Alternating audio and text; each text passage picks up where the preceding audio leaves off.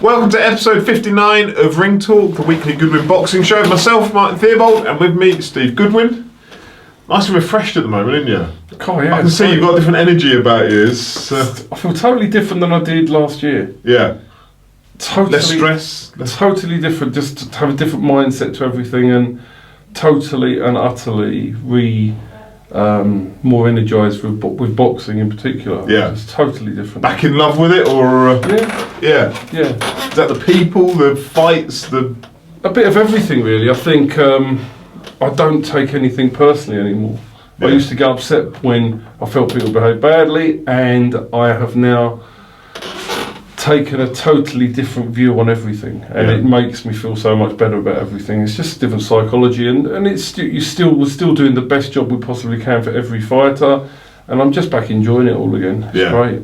Starting again this Saturday. It's very Florian. short card, but what a fight that is now. So it's changed from last week. Yeah, Robert Asagba pulled out on Saturday. He's got an infected jaw, so he's out.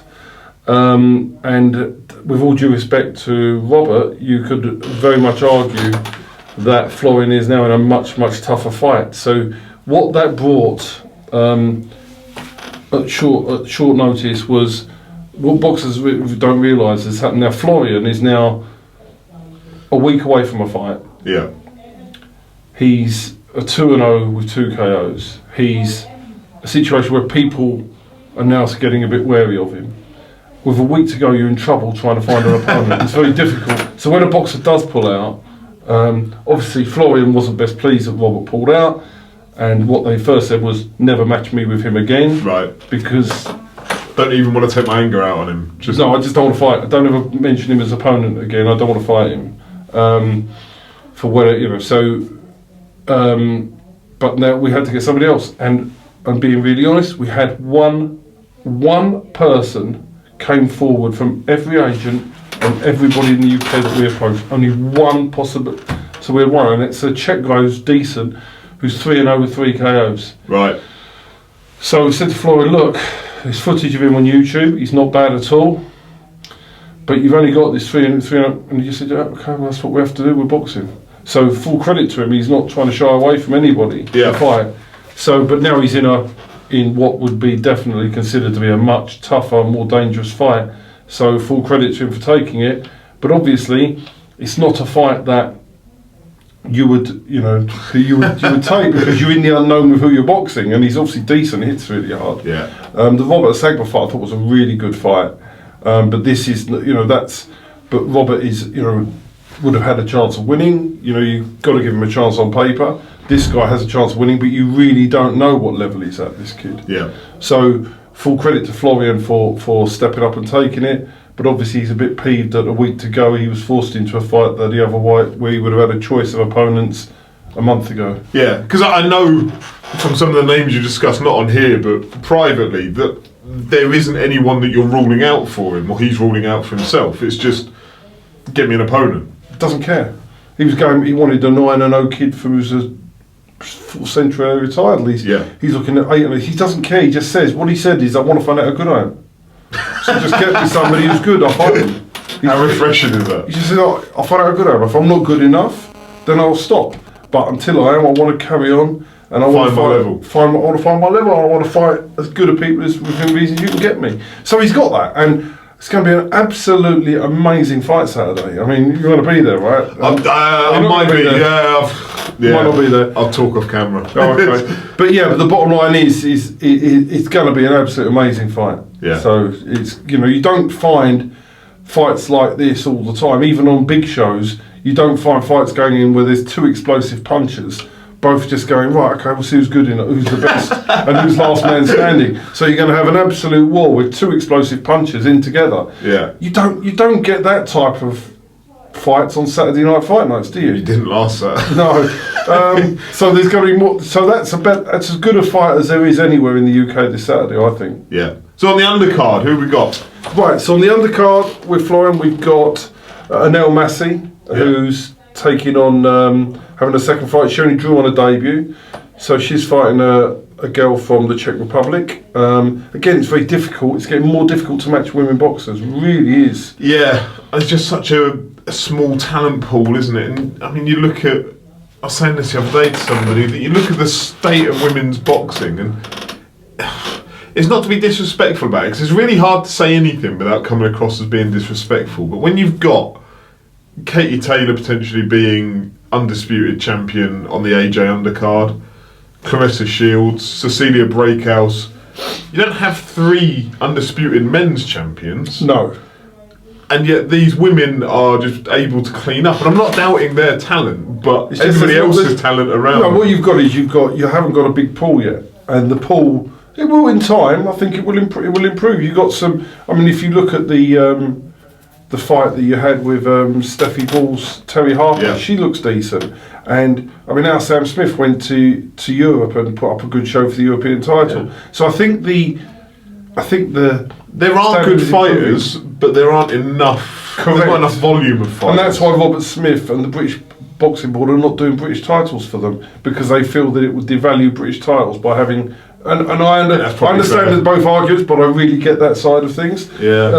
They don't want a British champion who hasn't, who they don't feel has had to go through the rigors of doing what a male British champion does. So I get that. But conversely, it opens opportunities a lot earlier for fighters, and they get chances that their male counterparts wouldn't get. Absolutely. So it's great. I'm a fan of women's boxing. I think it's in its infancy, and I think that in time it will get better and better. And I think if you look 5 or 10 years down the line, it will be a totally different sport with a lot more competitive, and it'll be good. And it needs more people in it, because at the moment the problem you're also finding is the cost of staging a woman's fight is becoming much more expensive than staging a man's fight. Is that because, say, a foreign opponent realises that you haven't got many other places to go other than to take her? Supply and demand of economics. Yeah. Just how it is. So Anelle Massey, Nathan Weise is returning after his English title fight eliminator against Kay Prosperous. He's coming back. He's fighting Dwayne Green. So I'm looking forward to seeing Nathan back in the ring and looking to rebuild him and hopefully getting a big fight for him later in the year. Martin Foru. Yep. He's out. He's fighting the guy Michael Gazdick who took Linus 8 rounds. Okay. Yeah. The one of your call, wasn't it? Yeah. Last December. So I think he's never been stopped or dropped. So it's a tough call. Good and Adrian Martin returns after his shock loss to Germani. Was considered a shock by many. Obviously, Germani didn't consider it to be a shock. He went on a stag do a day later, I think. Yeah. So Adrian's coming back. He needs to get back in the ring to put that to bed. So he's boxing as well. So it's a 5-fight card, and obviously headlined by the Albanian Express. Yeah. Who's back in action, and we're working on something quite exciting for Florian in the short term, and hopefully should be able to announce that all next week. And possibly longer term, but certainly it's a short term. Initial. Yeah. And then, so it's something exciting. It looks like this will be the last Florian show at your call for a while, anyway. But it's going to be a hell of a show. It is going to be a hell of a show. Because those Albanians bring something that you don't see at your call. And he's in a real fight. He's in a real fight. So, it's going to be very lively. Excellent. So let's recap the ones you had out last Saturday. So we'll start Brad Pauls. Brad Pauls dropped Victor Dagger. Not many people him. Dropped him 140-34, I think it was. So Brad, it was just a warm up for he wanted a warm up. He likes to he'd fight every week if he could. He would. Stop him getting fat as well, Brad. And he's really focused on his 8th of June Southern Area title. Yeah. So Brad done really well. Tony Bange. I went to Tottenham after the O2. He beat Dwayne Green, shut out 40-36. Tony's improving with each fight. Sam Cox fought at the O2 against Georgie Georgiev. Sam said that he felt like it was his debut all over again. He said he felt like his first fight at your call. It was the nerves and... Is that because of the experience of being at the O2 and that moment? He got better with each round, and the 4th round he was very good. He started to show the skill set he has, but I think, for him, it was a bit, and I think it's really good for the fighters to have these little spin outs on the bigger shows, because when they get into bigger fights, they've been used to taking out of their comfort zone. Yeah, well, that's great, because if you ever get a phone call saying you're fighting so and so on a Matchroom show for an English title, for instance, He's done it. He's done it already, rather than going through those nerves on. Yeah, and it is a big difference for him. And I was really happy with his performance. He got hit a little bit too often, but that was in his keenness to try and look very good. He was more concerned with looking good himself than doing what he normally does. By the time we got to the fourth round, he showed excellent skills. So 40-37, wasn't it? Yeah, it was the first round that he didn't win. Yeah, but you know, I was happy with Sam, and he done a good job, and he's going to do very well, and he's going to be a bright talent and a title winner without any shadow of doubt. So delight with him. The only negative we had was Darren Townley got caught cold in the first round in Plymouth, so obviously we'll sit and talk to Darren over the next week or two. I always say the same thing though, that we need to reflect, and obviously every fighter that loses wants to retire immediately, because that's a natural reaction. yeah. But it's different being caught in the first round and getting beaten up over 6. But there are issues that, if Darren wants to continue, that need to be looked at, which I'll speak to him about, but not now. It's the time, and we'll sit and decide what to do. But I never get that fussed about a fighter that gets caught cold, because it happens. Happens in. I mean, for example, Sam O'Maison got caught cold by Michael Mooney. Yeah. Now, if you took that and retired, he wouldn't be English champion. And so he got caught cold. It does happen. So for Darren, for me, there are other issues rather than the result that need to be looked at. That's fair enough. And going back to Brad, he's got his Southern Area June 6th, is it? There's Darren Cardona. Yeah. I'm looking forward. That'll be an explosive night, won't it? I just love watching Brad anyway, because he's one of those people that goes looking for the stoppage. I think there are so many boxers that don't, are happy to go through the motions of a 4-rounder or 6-rounder or whatever. You know with Brad that as long as it's there, he's not going to rush it, but as long as it's there, he's going to look for it. Yeah, for sure. And I think that'll be a cracking fight, the Cardona fight. No, that's brilliant news. So that's great. So it's all stuff ahead. We signed a couple more fighters in the last week, but again, we don't do the revealing anymore, because they go elsewhere. No, what happens is they just get people go in there and start hassling them. So we announce who. Let me explain so people don't understand what happens here. We announce who we've signed, and during the period upon when we sign them to when they get licensed, they do have to renew the contract. Yeah. Because what happens is that you've got to be licensed. You've got to have your full medicals done within 60 days of signing your boxer manager contract. Yeah. With the time that the board take now, that never happens. So what then happens is we announce a signing of then some other people decide to get on and start promising them a load of bullshit that's not even true. And then you're at danger of people being sweet, and it just causes a problem for us that we don't want to have. So we've stopped announcing, and it's just purely because it stops all the what I consider to be the people that are doing the wrong thing. Yeah. If I see somebody's announced from another manager, I think to myself, oh, well done, you signed with them, it's great. I would never, ever, ever try and persuade them to do otherwise. Yeah. Ever.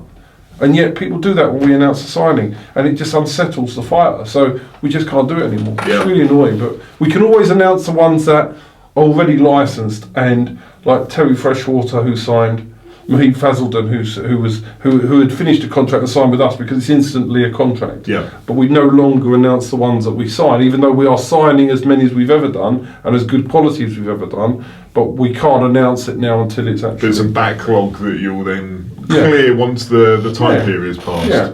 Yeah. When did Mo's debut, Mahid Fazldon? 6th of July, I think he's on. I'm doing that from memory. I look forward to seeing. Yeah. It might be. I think it's 6th of July. It might be again. I'm doing that from memory. I say debut for yourself. Yeah, maybe the 8th of June. Maybe the 8th of June actually. All right. Maybe 8th of June. I look forward to. I'm really looking forward. I think it is the 8th of June. I'm looking forward. I think he's an exceptional talent. I can't wait to start working with him. So yeah. Be exciting. Were you gutted to miss the rest of the Sky show on Saturday night from the O2? No, I think you cleared off at the best point. As soon as I watched Sam's fight. I watched the John Harding Jr. fight. Yeah. and then I left to go to Tottenham to watch Tony Bange, and I have a thing, you know, and I don't want to seem to be, because I don't want to slate anybody. I don't want to feel I'm criticising all the time, but I'm just trying to be observational. I think what you've got here, you have people like the Conor Benns of this world on a show, who probably would want to fight anybody. Yeah. But his team around him don't. So then you end up in Conor Benn fighting 1 to 50 fights, and then you're seeing the trainers of these fighters wanting lopsided fights all the time. Curtis Woodhouse tweeted out on Saturday night that he'd tried to get the Conor Benn fight. Like, after 3 years out and ballooning up in weight and then coming back, he'd tried to get and Conor Benn's team turned it down. Conor Benn also turned down Julio Vernozzi, who I'm looking after. They turned down, we tried to get it with, I mean, Adrian Martin was chasing it for a while, Germani Camiro was chasing it for a while.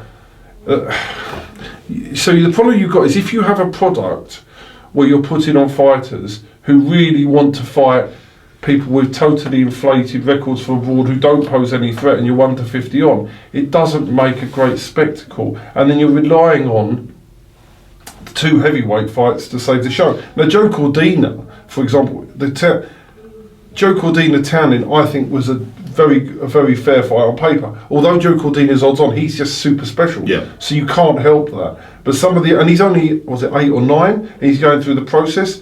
But there were just no fights on there, apart from Dave Allen, Lucas Brown, that you would consider to be anything other than lopsided. And to be fair, Chisora Gashi on paper... But it wasn't, was it? On paper? Yeah, but you're buying the 17 knockouts against 17 nobodies. And the only time he's fought, he lost to... Remember, he lost to Tom Schwartz. He got disqualified. But he lost against somebody who's being ridiculed as a Tyson Fury opponent. And Eddie Hearn said, Tom Schwartz is useless. But this is the guy, find Chisora, who lost to Tom Schwartz. I know he got disqualified, but he was losing the fight, right? So that wasn't really a good fight. And you know with Chisora that he's only as good, he only puts up good fights when the opponents are probably better than him or as good as him. So, and then the Brown David Allen fight was, I mean, it was a good one punch finish. David lost the first 2 rounds. Look, delighted for Dave. I like Dave. He's a credit. He's a credit to what, you know, for he's done in his life, and I think Dave's a great guy. But that's headlining a Sky show on a Saturday night. And there was just nothing. Why are they not putting on some of these really good competitive fights that are happening around the country? They should be going on to Sky. You should have. Listen, if you want to put a couple of these walkthroughs at the bottom, and you want to have the Dave Allen Chisora, get it. But there should be two fights in the middle, 3 fights where they are literally 4 to 6 on, 10 to 11 the pair. Whether they be English title level or Commonwealth title level, they should be sitting there as a product. Someone find me, because I'm too lazy. When was the last time an English title fight was shown on Sky? They've been them. They used to do them. They used to, yeah. But they are much better fights. And for the viewing public, I get you've got to have the names at the top of the bill, but you should have fights, maybe fight 3 and 4, that are actually competitive. Yeah. That's what I believe. The one that opens the show up. Yeah, they'd be a lot better. But you can't, you know, Conor Benn walks him through, you know, it's just my opinion. I don't think, I understand that when Eddie Hearn's got fighters contracted to him like Conor Benn, and the team don't want to fight anybody, ever, pretty much, right? Difficult position. Then it's a difficult position for But don't put it on TV then.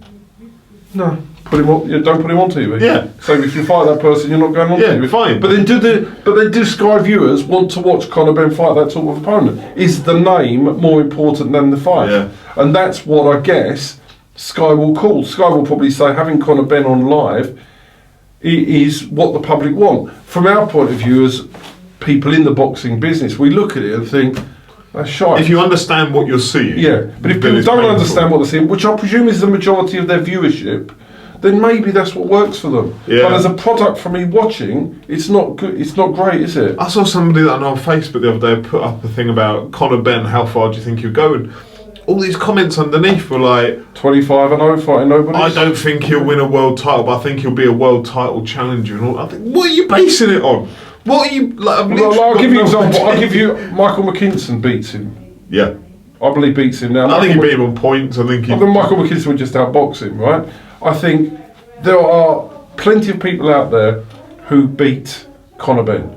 But I think what will happen, they'll keep fighting the thing, and then they'll find a real soft touch for a title, and who's got a flashy record, and make it for a title. And I can give you loads of names that I think they'll put him in with, and he'll win the title. And that's how they'll do it. And that you could argue that that's a skill set of the promoter or trainer.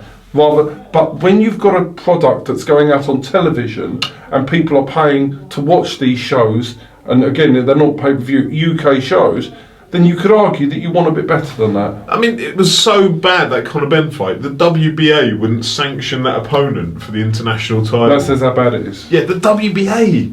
They'd sanction me, I reckon. But it shows you how... But that's, unfortunately, when you're turning down Julio Venosi, with all due respect to Julio, who's come to the UK, had 2 fights, hasn't looked sensational. When you're turning down Julio Venosi as being too good... Yeah. There's an issue, in my opinion. Yeah, a shout out to that Polish guy who was fighting Josh Kelly. Wasn't he tough? Now once again, he put up a good fight, but it was a one-sided beating again. It was a one-sided but beating. Wasn't he tough? But what I'm saying is that you've had the Josh Kelly, the Conor Benn, Josh Kelly is super talented, but you're getting a situation is that good? Is to watch a one-sided beating? Yeah. Good for somebody at home watching it, or is it going to turn people off? Agree. I mean, I think a lot of people that would watch that would be turned off by it. So I don't know who makes these decisions as to what gets shown on television, but in my opinion, it needs to change. Yeah. All right. So I think that's it for all of the current boxing landscape. We'll go on to the Q&A. Favourite part of the week. Let's see if I can. Are there any rascals this week? No, I don't think so. Probably. None from Craig then. He's gone quiet. Craig, send me some naughty messages. Tim Brown on Twitter. I may have misheard you, but you said that your shows have to finish by 10:30. Is that your call or the board that enforce that? If it was the board, why would they allow Eddie's show that have gone past 11:30 if Allen versus Brown had gone to points? Right, it's not 10:30. So we've got 2 different rules. You've got the board new rule, a new guideline rule, which is 7 hours maximum show. That's because of the people that are working, isn't it? So because you remember the inspectors don't get paid. Now I don't know if people realise. Shout out to Dan Frost, who he's an inspector. Yeah, very engaged with boxing. They get expenses only. So inspectors and the board officials, the judges, the doctors get well paid. Referees get. They're important. Referees, timekeepers, all get paid, and the doctors cost a lot of money. I wouldn't mind being a doctor at a boxing show. But the actual board officials who do the work, who chew the gloves, check the corners, they don't get paid. So they're only paid expenses. So what the board have said is 7 hours maximum show. Now, at the moment, that's what we adhere to that. So if we start at 4 o'clock, we finish at 11 o'clock. Now, the second issue you have at York Hall is York Hall have an 11 o'clock curfew. Yeah. So in effect, we've got to start a show at 4 and finish at 11. They do for some people.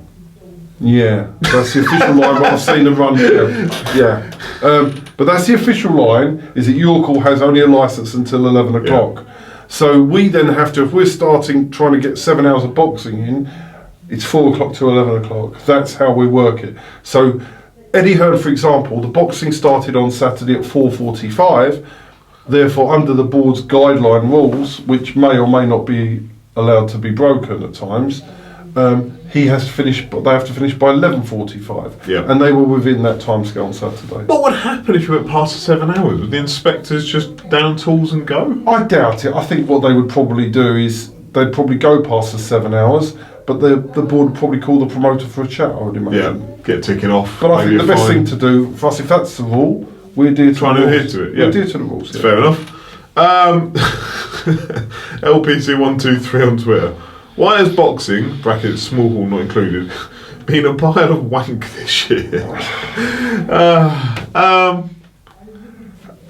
There's been some good fights. I mean, I remember the Warren fight. Was it Maxwell that won in the last round? Yeah. There's been some good fights. I think I think over The shows seem to have been less frequent and Yeah, I think that's fair. not as high quality. or not, and even the quality, it's the competitiveness. I think if you're talking about the competitiveness, the Warren shows have been more competitive than the Eddie Yeah. Hearn shows. I think that's fair to say. The Eddie Hearn shows seem to have got less competitive. Yeah. I think it's an observation, but I think on the whole, the volume that we were promised hasn't been there. But then I'm not sure that the promoters have signed enough fights that they want to do. But on the other hand, the argument is, if you're Eddie Hearn or Frank Warren, there is nothing to stop you bringing in an English, British, Commonwealth Yeah. eliminator fight to your card and staging it, and creating a really, really good Just fight. buying those fights as one-offs and allowing the boxers to go back to wherever, or Or if you keeping really them like on. them and you sign them, but you're making these cracking fights. Yeah. So I don't really understand the models they're operating to. It seems to me that the promoters sign fighters, develop them, and are using the TV airtime to develop these fighters against in 90-10 fights generally. Well, that's not a good product. It's not a good product. Yeah, I think also there's the issue of America, and there's an awful lot of British talent that's going over to America. Some of it to win, some of it to be on the These B-side. are the ones that could be in competitive fights. Yeah, though. exactly. These are the ones that would be in 60-40, 70-30 fights, and they're being shifted off. So you've got that as a problem, and that's on both sides. So the model itself, as it sits today, is not as good as the model was 2 years ago, and I think this is not good as it stands for boxing as we sit here. British boxing. For British boxing, it's not good for British boxing. Yeah, so it may benefit the Americans. And you can get on there and spin the stuff, and I think that's what promoters do. Eddie Hearn or It's a job. will dare to spin the stuff and convince you that green is blue and red is yellow, and if you accept that, then that's great. But in reality, the best way you can look at cards, forget everything you're told, look at the bookmakers' odds. When you see 1 to 33, 1 to 41, 1 to 50, 1 to 66, 1 to 100, that's all you need to see. That tells you everything you need to know about a boxing card. Yeah. So you don't listen, just go and look at the odds, because the bookmakers know how competitive a fight is. Yeah, but don't question it too much, or else you get told that you own a Transformers duvet. Yeah. And I was best man at a wedding the other week. Who's my best mate? He bought me as a gift a Transformers duvet. Absolute dick. I think there is a thing about. I mean, look, at the end of the day, I do business with Matchroom, but it doesn't mean that I believe that everything they do is right. And I do business with Frank Warren. Doesn't mean that everything that they do, that I think that every show they put on is great. And I think you should be free to say what you believe. Why should I just be going, how wonderful everything is because I'm trying to suck up to them? No, you're just being observant and saying, I think there could be some tweaks that make things better, and I don't think that's a real problem, but some people get upset by that. Yep. British Boxing Blog, lads up north, hope you're doing well. What is the protocol for drug testing on your shows, or shows you've been involved in? Is it simply a matter of money preventing regular testing from happening at all levels? Yes, totally. When you get a fight of British or Commonwealth, then you, for example, you have to, it's compulsory drug testing. So you're under the auspices of UCAD, but none of the other acronyms that we hear. So basically, when you get a test done at a Commonwealth title, let's say roughly it's £1,500 per fighter or in total? In total. So you're going to pay for that. And then when they come, they might randomly check somebody else. That's up to them. Right. Other than that, it's intelligence led. Yeah. And I have had a fighter recently that has been randomly tested. Okay. Basically, randomly, I think they went to At the gym or fight night? house. So I have had a boxer randomly tested, and that was done. That was intelligence led, but it was severely bad intelligence. Right. But that was. But it's good that at least I was glad to know that they tested him. But there will be nothing shown up in it, and it would be clean. But they were tested. But that would be the first random test of one of my boxers in 9 years that I've heard of, outside championship level. And at the small hall shows, I don't think we've had a random test done for quite a few years. Yeah. So very rare is it done, and I think yes, it is monetarily. Yeah. I mean, if they come and do a random test, do you have to pay UCAD for them to have done that, or they're funding it all themselves? Correct. You don't pay for the random test. You only pay for the championship test. Yeah. So the only time they're coming and getting paid is when it's a championship bout. And for that, is that just a urine test, blood test, or urine test? So that after the fight as well. That's when you hear about the horror stories, isn't it? If they've dehydrated themselves for weeks, got punched, and then you've got someone waiting for a urine sample. That's right. Sat outside the door. Yeah, follow them. I mean, Sam Smith, when she went to Spain, she was tested, but that's a different. Well, I'm not going to say that on camera, but that was a totally very weird setup for drug testing, and that doesn't come under UCAD. But yeah, she was tested. She was tested. Oh yeah. Daniel Smith on Twitter. Daniel, you still got a message to me about your free tickets you won a while back. Cordina and Teofimo Lopez. Love Teofimo Lopez. You saw him, didn't you? Great. One of the better. Josh says the best fighter he thinks he's seen live. Wow. Which is high praise. And I think he's phenomenal. And I know that they're trying to do that against Richard Comey. I spoke to Mickey Amu, and we have different opinions. I don't think that Richard Comey should go anywhere near Teofimo Lopez. Whereas Mickey wants it? Or? I think they're happy to do it. I think when you've got a voluntary, why would you do a voluntary defence against Teofimo Lopez? No. I would madness. Stay out the way of that. What was the question? Sorry, I've lost it. So you said about Cordina and Teofimo Lopez both fought at the weekend. Both 9-0, but Lopez appears to be in contention to fight Campbell if Mikey Garcia vacates. Is Lopez being rushed at 21, and how much difference does having a bigger personality make to moving quicker into governing body's consideration? I think it's who you're willing. I think that you've got Lopez. I mean, if you imagine Joe Cordina's fighting Andy Townend. Yeah. Lopez is trying to fight Richard Comey, who's a world champion. So you've got a differing. So Lopez fought Tatley at the weekend, didn't he? Has he been European champion? Yeah. If he hasn't, he's been around there. Yeah. I mean, that's a couple of levels above Town. I mean, the thing that you've got to argue is, the thing you've got to think with Lopez is he, they believe he's the real deal. And like you say, Canelo was great very young. They believe that Lopez is going to be great very young. He could be the next superstar of boxing.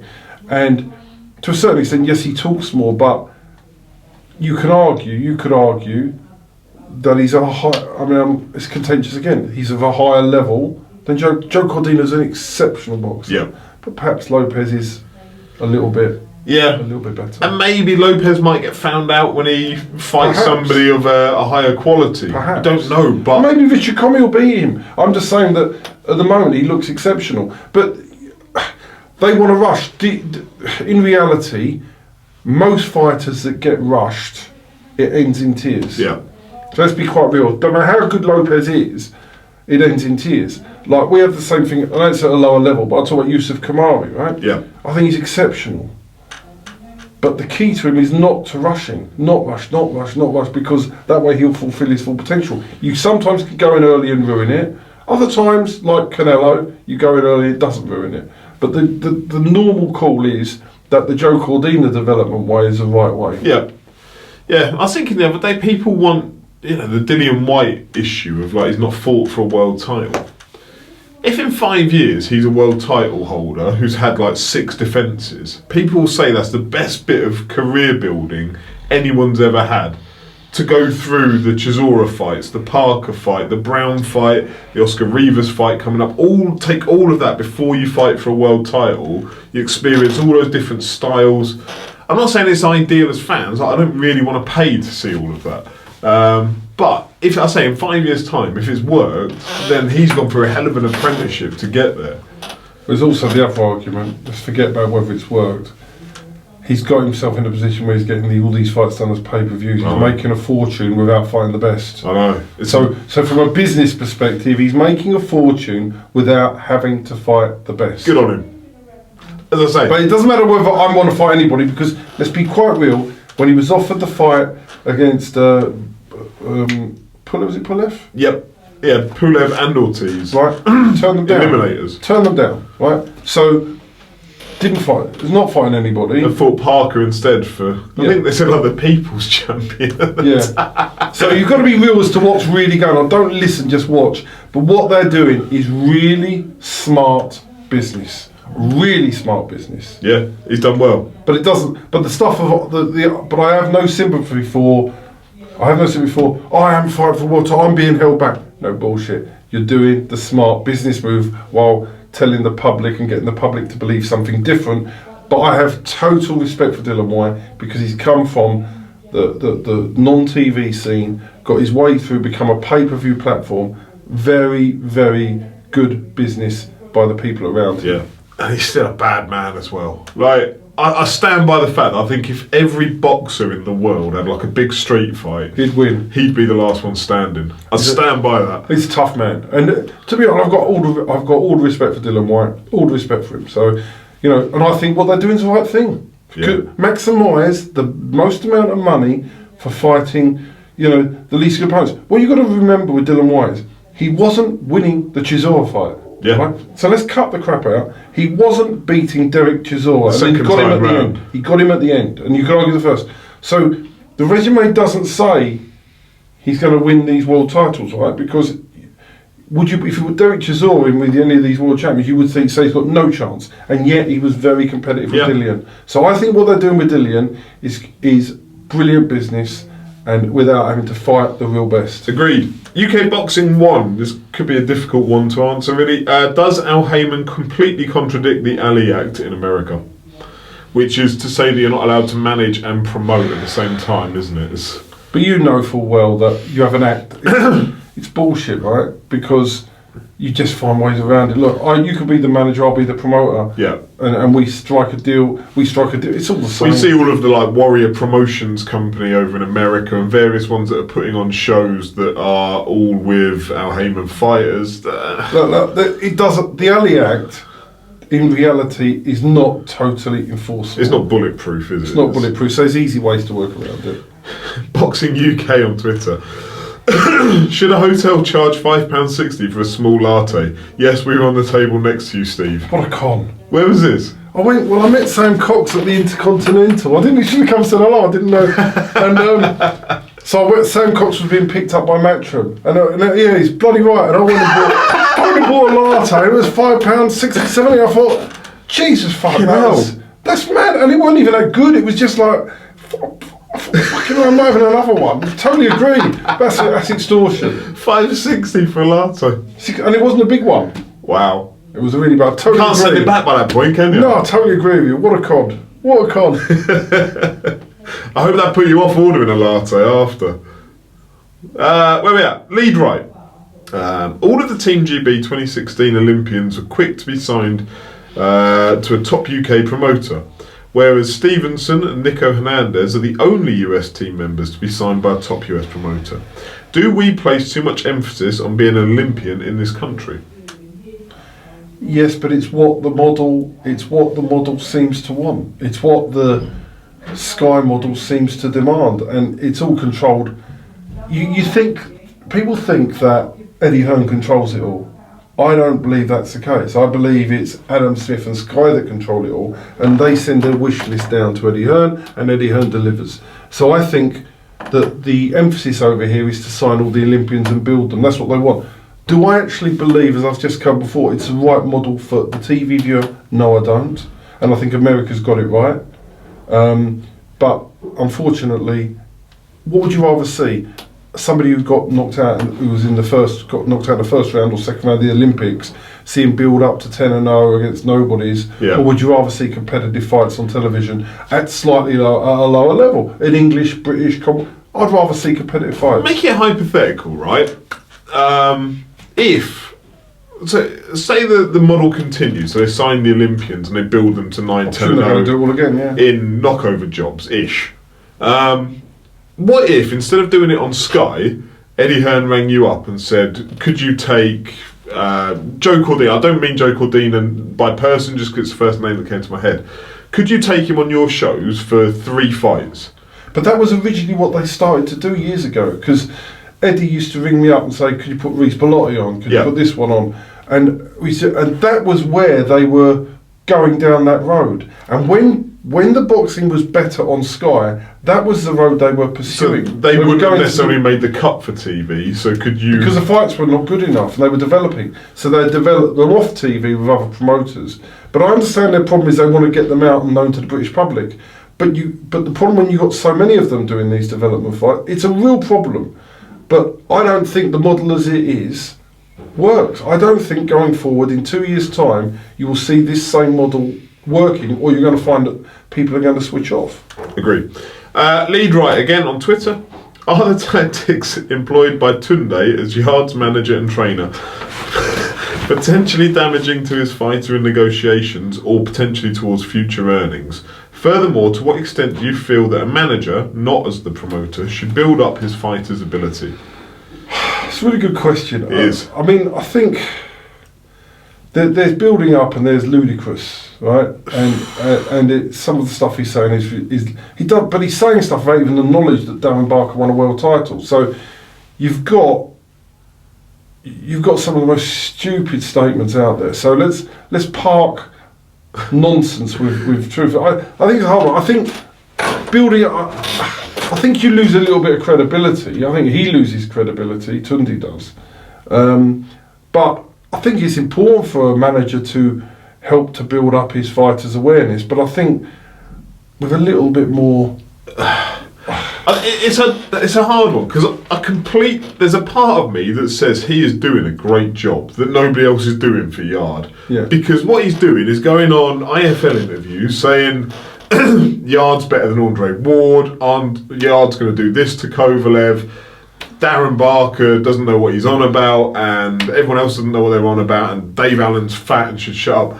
Does all of that, fires those shots off, sits back.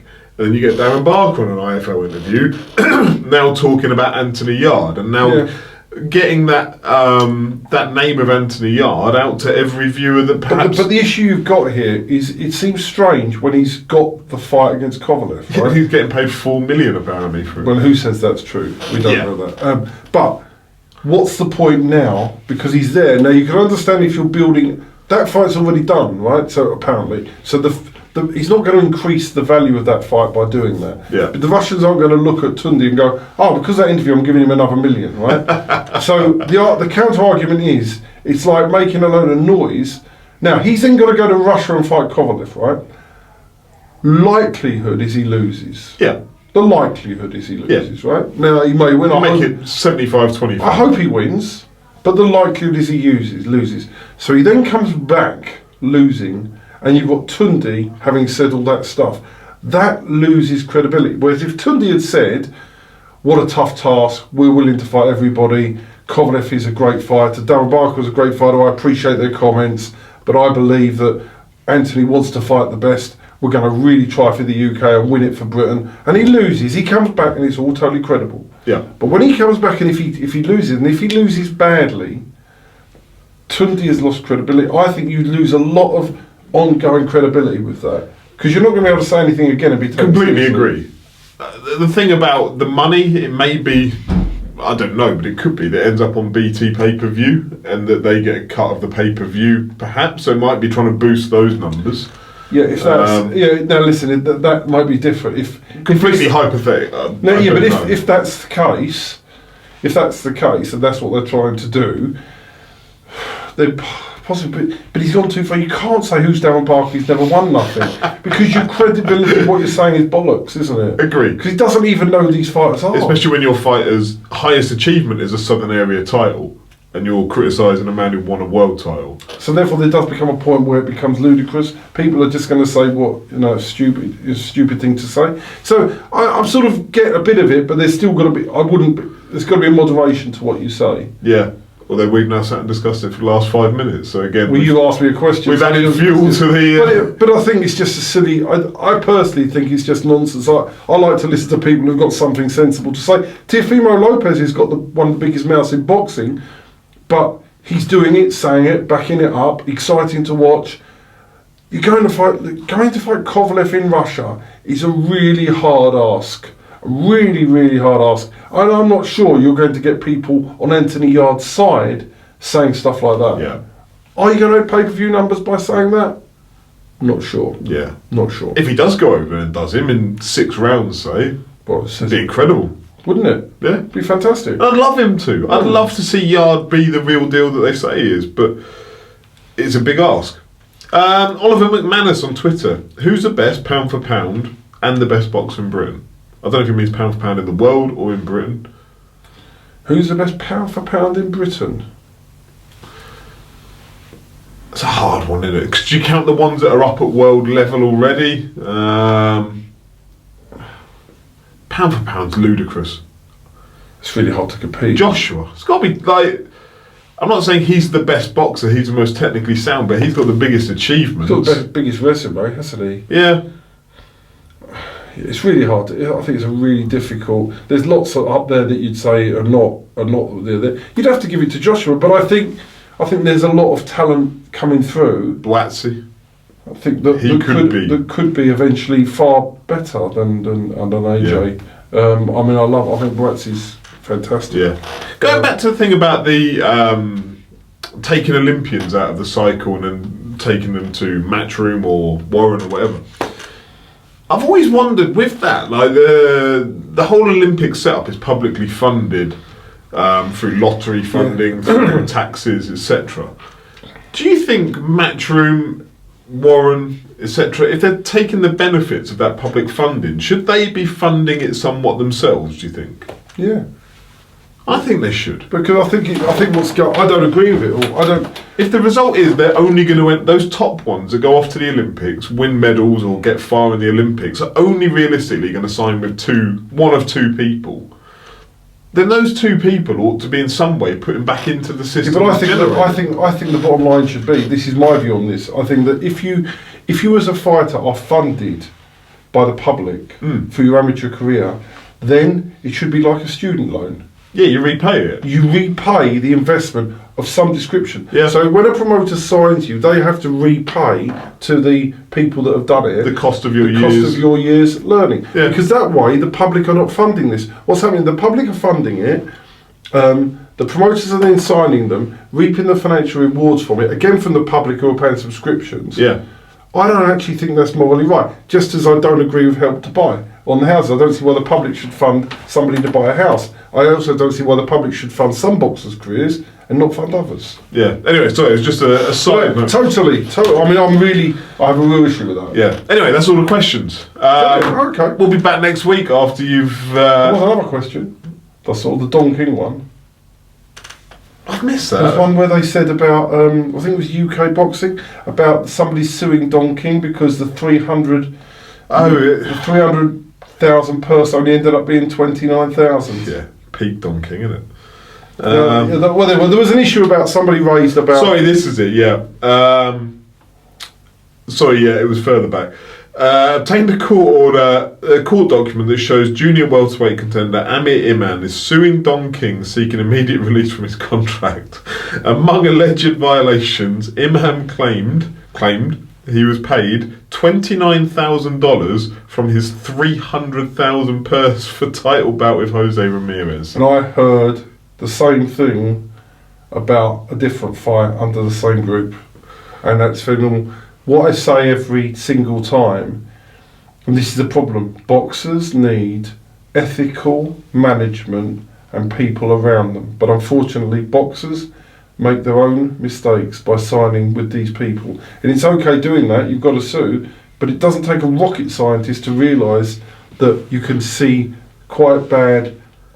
if somebody's got a history of doing bad things, why do you think you're going to be treated any different? The year's 2019. If you're signed with Don King, stupid, right? So therefore, do you actually think as a fighter you shouldn't be doing that, and you need to have proper protection? And it's just daft. But it's like the fighters. I say this all the time. We do the right thing by our fighters. But if a fighter makes a bad choice and goes to somebody who, for whatever reason, you look beyond the car bonnet and you shouldn't be, then it's your own fault. yeah, And that's what I say to fighters. It's your own fault. Don't come crying to me if you make bad choices It's up to you to make the right choices, and it's quite apparent out there where the choice, who you should and what you shouldn't do, and who you should have representing you. Yeah. So that's fair. But the next one that signs with Don King will have the same problem. Probably. Yeah. I said the stories are lengthy and historic. Well, let me tell you something else. The Don King contracts, he may have grounds for withholding that money. He may not even win in a court. Seriously, he may not even win. Why have you signed it? Because nobody gets proper advice. Yeah. There we go. On that positive note about boxing, Saturday York Hall, Florian, and can't wait for that fight. Excellent. Because you didn't get to go to the last one. No, that's why I'm looking forward to going to this for the atmosphere, and I think he's very, very exciting, and this is it's just going to be bombs away, and literally they're going to meet in the middle of the ring. It's going to go off, and it's going to go, and there'll be a load of mad, excited Albanian fans going absolutely mad on the outside. So I think it's going to be an electric atmosphere. How many rounds is it? 6. Right. 6 rounds in your second fight. It's not going 6. Fair play. It's not going third fight. It's not going 6. Third fight, sorry, yeah. It's not going 6. Good. No, where's that going 6? Right, we'll be back with a review of it next week. Yeah. Excellent. Thank you very much for watching. Subscribe. Hit the subscribe button. Definitely. We need you to subscribe. We're only 220 away now. There you go. And nobody sent me any sponsors from last week. Still none. So there you go. All right. Thank you very much for watching. Cheers.